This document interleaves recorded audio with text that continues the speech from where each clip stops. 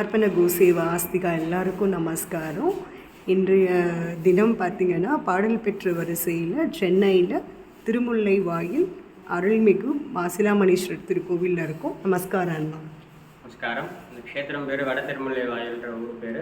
க்ஷேத்திரம் ஸ்ரீ கொடியிடை நாயகி அம்பிகா சமேத மாசிலாமணீஸ்வரர் க்ஷேத்திரம். அது சோழர் காலத்தில் வட மாநிலத்து தொண்டைமான் ராஜா ஆட்சி புரிஞ்சு வரவும் ஊர் ஃபுல்லாக முல்லைக்காடாக இருந்ததுனால ஊர் பேர் திருமுல்லை வாயில்னு பேர். சோழ காலத்தில் ராஜா தொண்டமான் ராஜா வேட்டைக்காக யானை மேலே காட்டு வழியாக அந்த ஊர் வழியாக வரும்பொழுது யானை கால்கள் முல்லை புதற்குள்ளே மாட்டிக்கும். உள்ள முல்லை புதற்குள்ளே சிவலிங்கம் சுயம்புவாக மறைஞ்சிருப்பார். அது தெரியாமல் ராஜா யானை மேலே இருந்த பிள்ளை முல்லை கொடியெல்லாம் வெட்டும்போது சுவாமியோட தலையை பின்னப்படுத்திடுவார். தெரியாமல் வெட்டிடுவார் ராஜா. வெட்டுப்பட்டவொடனே அந்த கீழே ரத்த பிரவாகமாக வரும். ராஜா இறங்கி முல்லை கொடியெல்லாம் கழிச்சு பார்க்கும்பொழுது சுவாமியோட சிரசு பின்னப்பட்டு ரத்தமாக வரும். அந்த நேரத்தில் ராஜா அந்த அபஜயம் தாங்காமல் தன்னோட கழுத்தை வெட்டிக்கு போகிறார். இந்த க்ஷண மாத்திரத்தில் சுவாமி தடுத்து ஆட்கொண்டு ராஜாவுக்கு அவசரமாக காட்சி கொடுத்ததுனால இங்கே சுவாமி அம்பாள் ரெண்டு பேருமே கிழக்கு நோக்கி திரும்பியிருப்பாள். சுவாமிக்கு இடது பக்கம் தான் எல்லா கோயிலும் பொதுவாக அம்பாள் அமைஞ்சிருப்பாள். இந்த க்ஷேத்திரத்தில் சுவாமிக்கு வலது பக்கமாக சுவாமி அம்பாள் அமைஞ்சு சுவாமி அம்பாளுமே கல்யாண குளத்தில் ராஜாவுக்கு அவசர காட்சி கொடுத்ததுனால இங்கே ரெண்டு பேருமே கிழக்கு நோக்கி திரும்பியிருப்பாள். அது ஒரு விசேஷம் இந்த க்ஷேத்திரத்தில். அந்த நேரத்தில் ராஜாவுக்கு காட்சி கொடுத்து சுவாமி நீ மாசிலாமணீஸ்வரர் விட்டதுனால எனக்கு மாசிலாமணீஸ்வரர்னு பேர் வச்சு எனக்கு ஒரு கோயில் கிட்டுன்னு சொல்லி ராஜாவுக்கு உத்தரவிடுவோம்.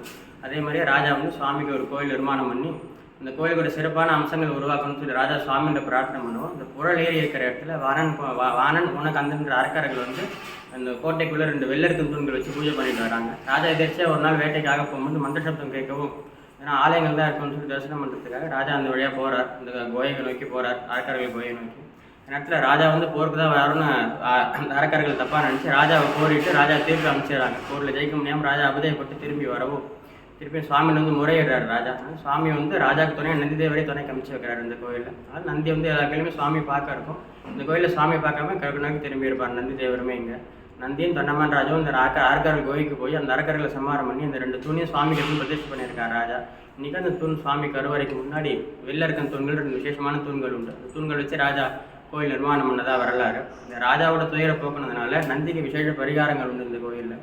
கல்யாணம் ஆகாதவங்களுக்கு, குழந்தை இல்லாதவங்களுக்கு, உத்தியோகம் இல்லாதவங்களுக்குலாம் அந்த பரிகார அர்ச்சனை பண்ணுறது நந்தி தேவருக்கு. பிரதி திங்கக்கிழமை காலையில் 9லேருந்து 10க்குள்ளே பண்ணுவோம்.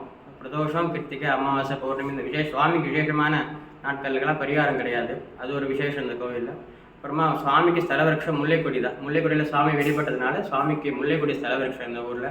அதுமாரி சுவாமிக்கு வெட்டுப்பட்ட திருமைன்றதுனால பிரதி வருஷம் சித்திரை மாதத்தில் சதய நட்சத்திரம் அப்போ வரும்பொழுது சுவாமி மேலே சந்தன காப்பு தான் சாத்திருக்கோம். வெட்டுப்பட்ட திருமைன்றதுனால அந்த வெட்டுப்பட்டதுனால குளிர்ச்சியாக இருக்கும் சந்தன காப்பு தான் சிவலிங்கத்துக்கு எப்போவுமே.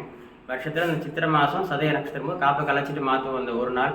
இப்போ எல்லாருமே ஜனங்கள்லாம் சரியாக பார்க்க முடியாத காரணத்தினால சுவாமிகிட்ட உத்தரவு வாங்கிட்டு இந்த சித்திரை மாதத்துக்கு திருவோண நட்சத்திரம் 2 நாள் முன்னாடி காப்பு கலைச்சிடுவோம். சித்திரை சதயம் திருப்பி சந்தன காப்பு சாத்திடுறது. இந்த சித்திரை திருவோணத்துலேருந்து சித்திரை சதயம் வரைக்கும் இந்த 3 நாட்கள் சுவாமி சந்தனலாம் நிஜரூபமாக பார்க்கலாம் வருஷத்தில். அது ஒரு விசேஷம் எங்கள் சுவாமிக்கு. ஸ்தலவிருஷம் முல்லைக்கொடின்றதுனால அம்பாள் பேர் கொடியிடை நாயகின்னு பேர். அம்பாள் இடையானது கொடி போல் வளைஞ்சிருக்கும். அதனால் கொடியிடை நாயகின்னு பேர் அம்பாளுக்கு.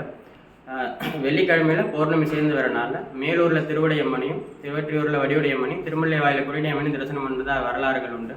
மேலூரில் வந்து திருவடையம்மன் இச்சாசக்தியாகவும், திருவற்றியூரில் வடிவுடையம்மன் ஞானசக்தியாகவும், இங்கே திருமுல்லை வாயில் கொடியுடையம்மன் கிராடித்து சுரூபமாக 3 சக்தி ரூபமாக 3 அம்பாள் அமைஞ்சிருக்கிறதாகவும் வரலாறு.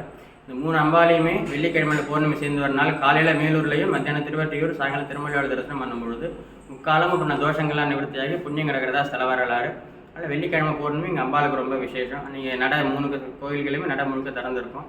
3 அம்பாலையும் ஒரே நாள் தரிசனம் பண்ணுறது விசேஷம். அப்புறம் 4 சுந்தரரால் பாடல் பெற்ற ஸ்தலம் இது. இந்த ஸ்தல புராணத்தை சுந்தரரே சொல்லியிருக்கார் பாட்டில். சொல்லரும் புகழான் தொண்டமான் கலிற்றை சூழ்கொடி முல்லையால் கட்டிட்டு எல்லையில் இன்பம் அவன் பெற வெளிப்பட்டு அருளிய இறைவனே என்றும் நல்லவர் பரவும் திருமுல்லைவாதில் நாதனே நரைவிடையேறி பல்கலை பொருளே படுதுயர்கலையாய் பாஷபதா பரஞ்சுடரேன்னு சொல்லி சுவாமி நோக்கி ஒரு 11 பதியங்கள் பாடியிருக்காரு சுந்தரர். அது இல்லாமல் அருணகிரிநாதர் வள்ளலாரெலாம் பாடல் பெற்ற ஸ்தலம் அது. கோயிலோட ஸ்தல விசேஷங்கள் இந்த கோயிலில் நவகிரக சன்னதிகள் தனியாக கிடையாது. இந்த கோயிலில் எல்லாமே சுவாமி பிரதானமாக கொண்டு இருக்கிறதுனால பரிகார அர்ச்சனைகளோ எல்லாமே சுவாமிக்காக தான். நவகிரகங்கள் இல்லாத ஸ்தலம் இது. இது ஒரு விசேஷம் இந்த கோயில். தேங்க்யூண்ணா. சிவாய நம சிவகிருபை.